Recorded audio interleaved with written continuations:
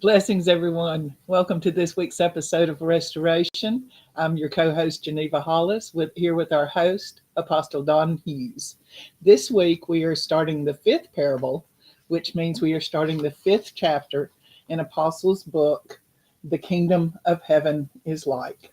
For a donation of $20 or more, you can get a signed copy from the apostle himself.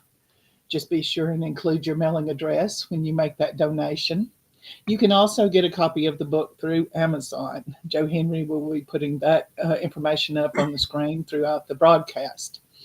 We encourage you, please get you your own copy of the book so that you can follow along with us line by line and come to understand more fully these parables that Jesus taught, that he began with the kingdom of heaven is like.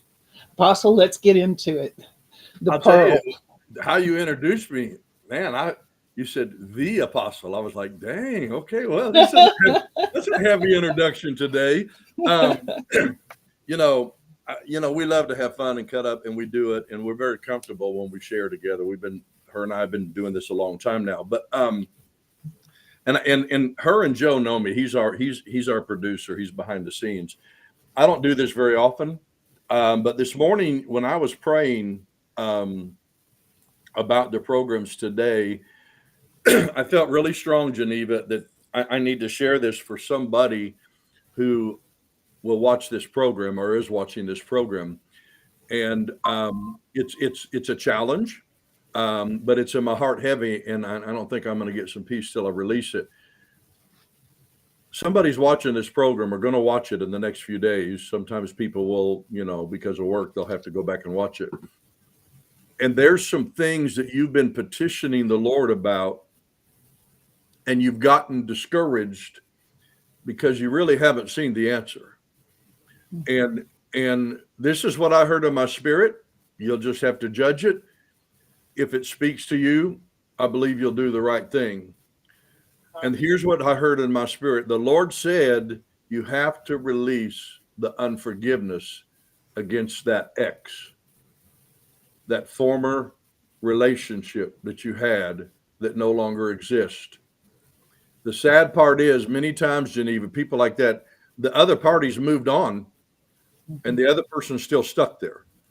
And I want to challenge you, if that speaks to your heart, if it pricks your heart, it's not a judgment or condemnation. It's a word from the Lord. He's answering what you've been asking for, but he said, here's the hindrance. Here's the block. Release that. Forgive them. Let it go. And you'll move on with your life. And I believe here's what will happen. I believe the heavens will open up where it seems like they've been brass. And those things that you've petitioned the Lord, he's not trying to hold things back from you, but there are biblical principles that we need to apply to get many of the benefits that he's spoken about. So whoever that is, I just trust you're going to do the right thing. You'll hear from the Lord, you'll act on it, and watch the windows of heaven open up for you and bless you. I can't believe, Geneva, we always say this almost every program, but it doesn't get monotonous to me. 71 programs. Yes. I mean, my goodness. And folks, over the last year and a half, 2 years, however long we've been going now, we've had so much fun. We have laughed together. We've prayed together. We've cried. We've preached. We've prophesied. We've seen tremendous comments of people when they watch it. Literally, probably tens of thousands, if not 100,000 plus views have been around the world over this program. So we're very honored that people watch, and we would appreciate if you're watching, make a comment on our page where we post this video or on Kingdom First to let us know you're watching, where you're watching from. It'd be a great deal. So Geneva, chapter 5, the fifth kingdom parable. Yeah. And I told you last time we had the program here, when we knew where we were going, I said, this is kind of one of my favorite. And I've actually taught this parable in different services over the years as a meeting, as a service, because I think there's so many profound prophetic things in this parable. And again, it is a kingdom parable. But what's interesting, Geneva, before I have you read, I'm working on my 8th book. And it's called The Kingdom, the Seed, and the Soil. And we'll let you know more about that. It's in the process. Sometime after the first of the year, it'll be released with a study guide. But here's the deal. As I've been writing chapter 6, Geneva, on the new book, and it really applies to this book and what we're teaching, it's like the Holy Spirit reminded me every time Jesus taught a kingdom parable, he was also releasing, and it's in my new book, a kingdom key to unlocking and opening and experiencing all the things in the kingdom that belong to us. Would you agree? Absolutely. Absolutely. Those are the things that take us to that Matthew 6:33. Seek ye first. And you know what's funny is I will have one entire chapter on that verse, probably 2 or 3 chapters down the road. Yeah, we're going to get into that. So, all right, Geneva, we're talking about the kingdom parable, and we call it the pearl. And we're reading, folks. She'll be reading out of Matthew chapter 13. It's really only 2 verses. And you know, it's interesting, Geneva, a lot of these parables that Jesus taught, it was only 2, 3, 4 verses. But man, when you exegete and get into it, the stuff that comes out of it, the revelation, the insight, it's just been boggling our minds. So I'm excited about wisdom. Come on, sis, go ahead and let's break this down and get into it today. Yes. Matthew 13, verse 45 and 46. Again, the kingdom of heaven is like unto a merchant man seeking goodly pearls, who, when he found one pearl of great price, went and sold all that he had and bought it.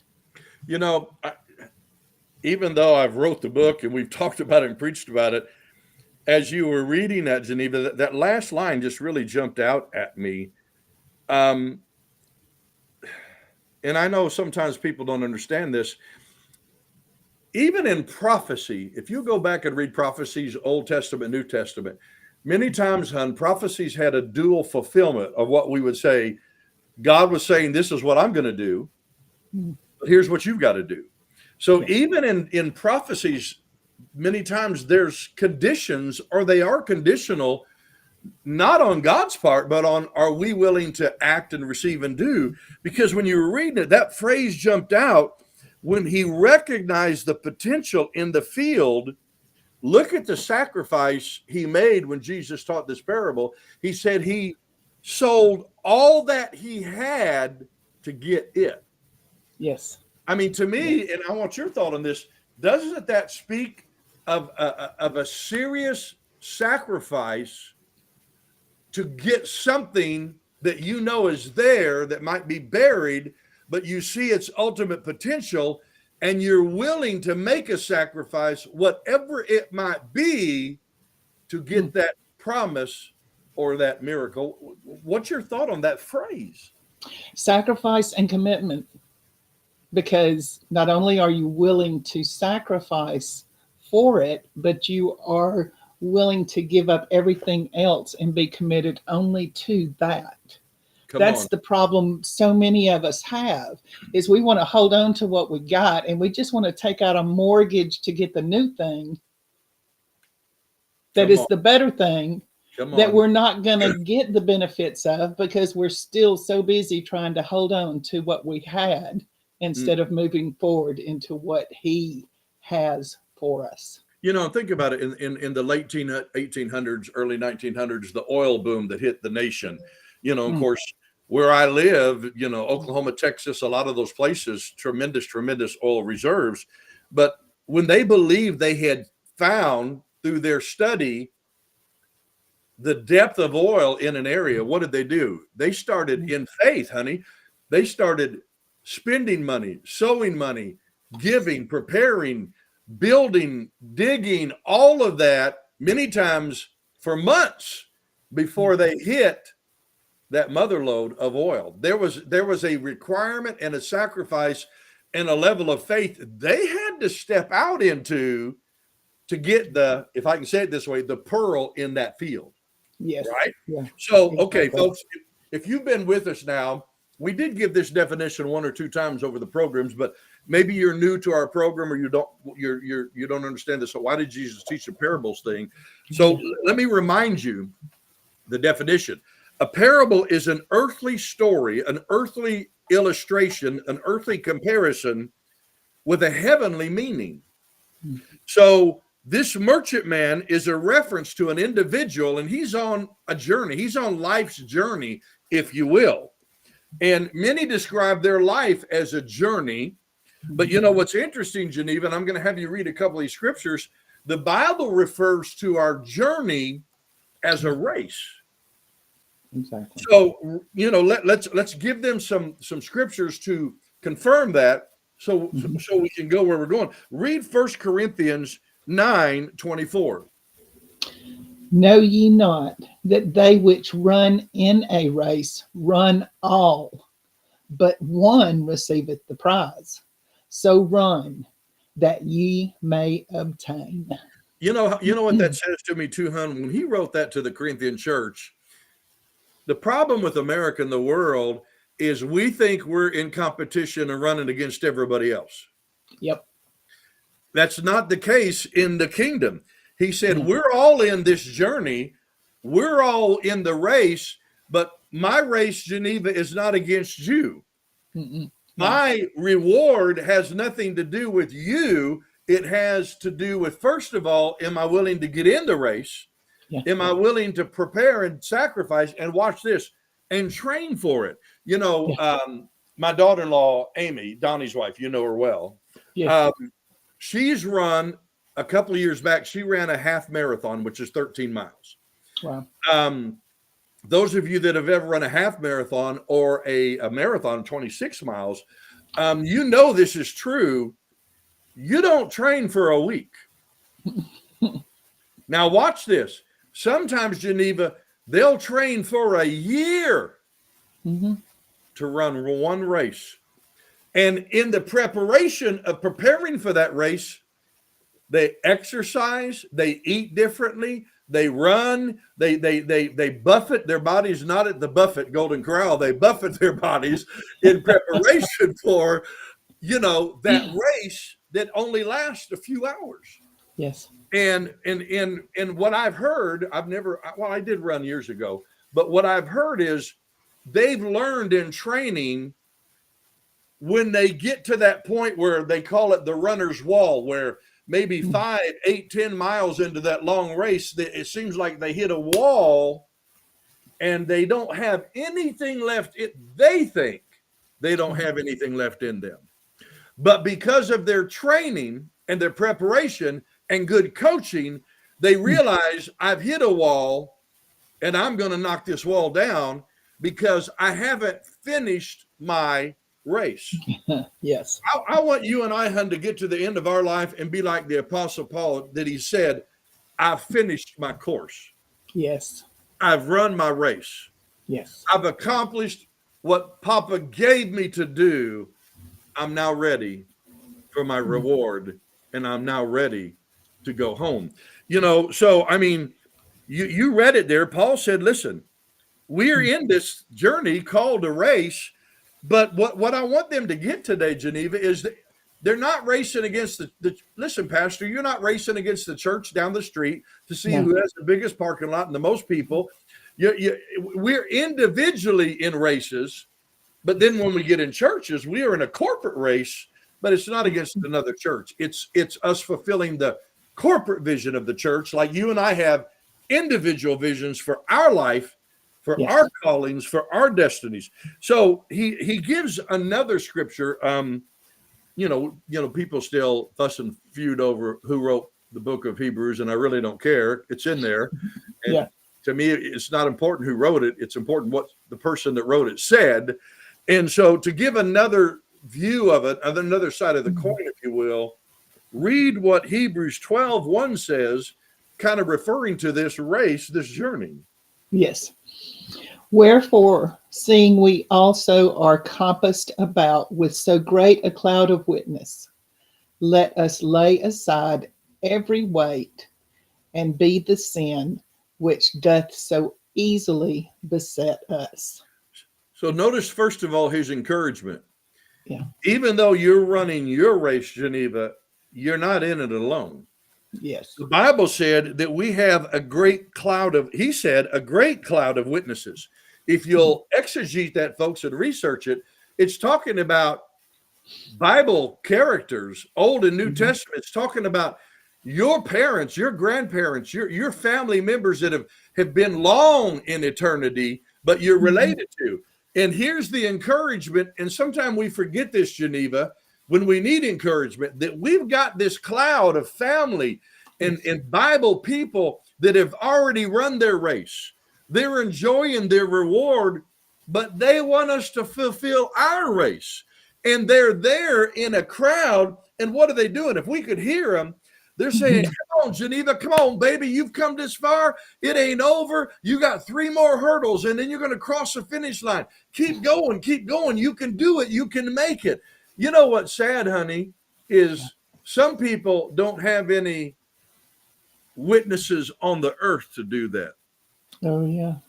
Only the ones that have gone before, because they're all so wrapped up in themselves. They don't feel like they have the time to encourage. And yet the Bible tells us to encourage one another. Yes. It tells us to be our brother's keeper. So, I mean, he said, and this is interesting how you read it. He said, because we've got this group encouraging us, he said, get rid of any weight. Yes. I like to say it this way, any dead weight or any weight you're carrying that could trip you up in this race or this journey. And when I say this, sometimes I know kind of people raise an eyebrow, but honey, you and I have been in this kingdom thing too long, and you know this is true. Sometimes that weight is a person in a relationship you got to let go. Yeah, absolutely. What's your thought on this? That's absolutely true. And that's what, again, the letting go of everything behind to move forward into his purpose and plan is those small steps of obedience and seeing the other side of, because it can be painful sometimes. Come on. You know, those relationships ending or whatever. But knowing that what's on the other side of that is so much greater than anything we've experienced to this point. It's that faith, that trust. Come on. Just trust. Have you ever thought about this in that verse? The last phrase said, lay aside every weight. And notice the word sin is not plural there. It says the sin. Yes. Which so easily can get us off track or beset us, King James word, to get us off track. You ever thought about this before? I wonder if the sin in life's journey or race is to become impatient in the process. Yes. Yes. Getting ahead or looking behind. Yeah. Yeah. Either you one. know, because he's very specific. He's not saying plural like there's a bunch. He's saying there's one thing that can trip you up in this journey called life or this race, and it's becoming impatient. Yeah. You know, taking your eyes off of the source. Yeah. Yeah. And you know what? You know, those people that run, it's almost like when they break through that wall, it's like they get what that some call, they get a second wind. It's like they get a second wind in the natural. Well, honey, we got something greater than that in the spiritual, because we have the pneuma, the wind, the breath of God, that in our race, if we get weary, if we get winded, he re-winds, refuels, refires, refreshes us so we can get through and over that wall that seemingly is trying to hinder that race and that thing that we're going through. Any thought on that before we go to the next? The thing that I was just sitting here thinking, and I've never raced, but I have seen races, and I was thinking about, you have people along the route, especially on those long races like that, who provide water to keep the runners hydrated. And if you've ever noticed, those people who are providing the water, they get that cup of water right in front of the face of the runner. That he will take it and run. Now, why is that? Because if I was running and thirsty, because I'm not disciplined, I would probably be looking around and see that water long before I got to it. But these racers, because they are focused and trained, they are focused on that goal, the end, so to speak. Mm. So much so that they don't even see the water unless it is put right in front of their face, so they can know this is something I have to take. This is something I have to receive at this moment. So they're giving them a water, a power drink, a power bar, ball. But watch this. And I've watched those same races like you. If they're running a full marathon, 26 miles, they have friends and family strategically placed along that route. Yes. To do the very thing you're talking about. Doesn't that kind of coincide with the cloud of witnesses? Yes. Yes, absolutely. So you know where they are, and they know where they are, and if you run that route in practice for months and months and months, you made mental notes of, okay, at this point, I got weary, I got sidetracked, and I've got a feeling the runner told the friends and family, be Absolutely. at mile marker 6, be at mile marker, whatever, for that encouragement to come from them. Yes. We got a few minutes left. I want to read this next paragraph because we're talking about the word pearl here from a kingdom perspective. And some will get a kick out of this. We kind of laugh at this one too. But the word pearl in the Greek is the Greek word margaritas. I didn't say margaritas like frozen or iced. Someone said, "Oh, I want to get in that race. There's a margarita." Yeah. No, that's a different type of race. But anyway, it's the Greek word margaritas. The pearl is the Greek word margaritas. And listen to this. With its simplest definition is a pearl oyster, which we know about. But here's the thing that I put in the book, Geneva. It also translates as a proverb or a word of great value. The pearl is a literal pearl, but what the pearl produces, and we'll get into that probably next week's program, is a proverb or a pearl, or a word of great value. The book of Proverbs in the Bible, in the Old Testament. So I heard a preacher one time teach all of every chapter in Proverbs as pillars of wisdom to get you through life. Yes. Each of those is pillars. So Proverbs, words of great value, are in the experiences of that pearl going through its metamorphosis to produce that oyster to produce a pearl. Yes.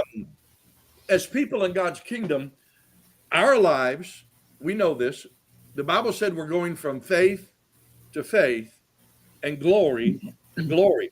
I believe, Geneva, if we'll keep that in line and in context of the scriptures you're reading, the journey, the race is from faith to faith.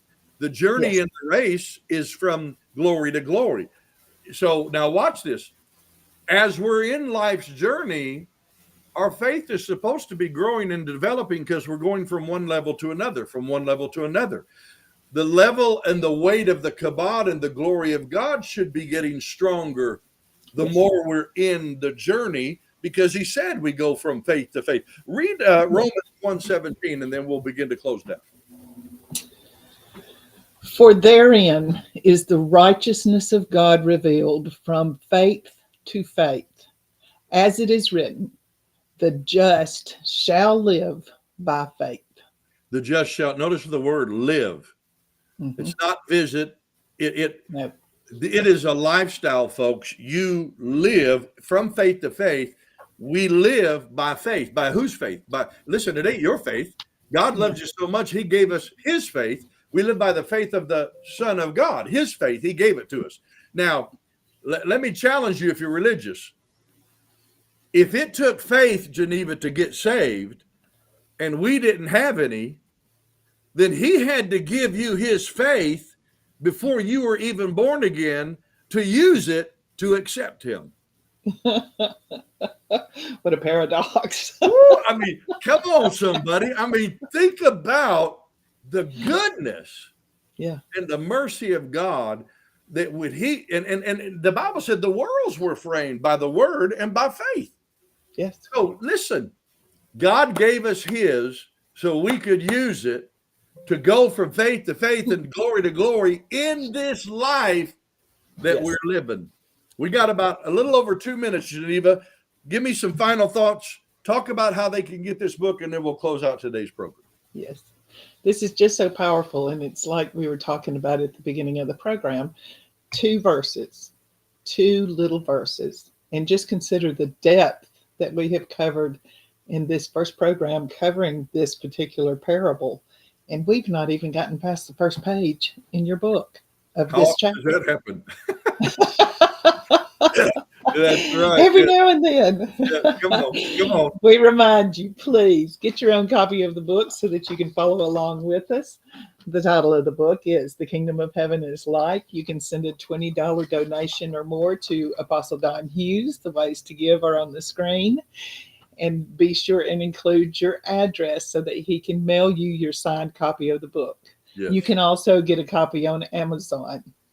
Please get your own so that you can study with us, and then come back and join us next week, because you don't want to miss the depth of revelation that comes from these kingdom parables. And you know, Geneva, and you know this, people won't know it if they don't have the book.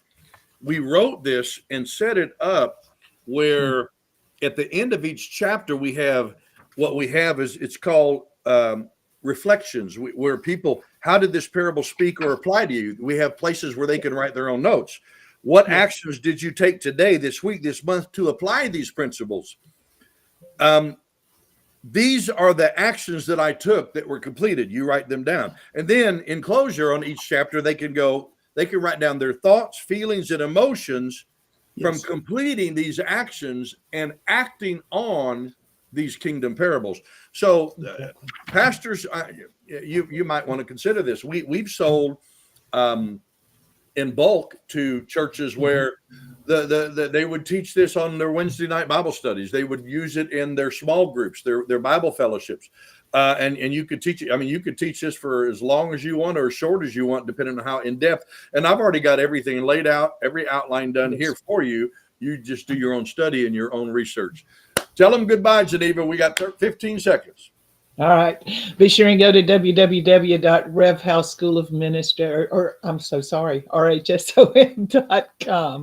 Check out the school. We love you. We look forward to seeing you again next week. Blessings, everyone. God bless you. See you next Friday.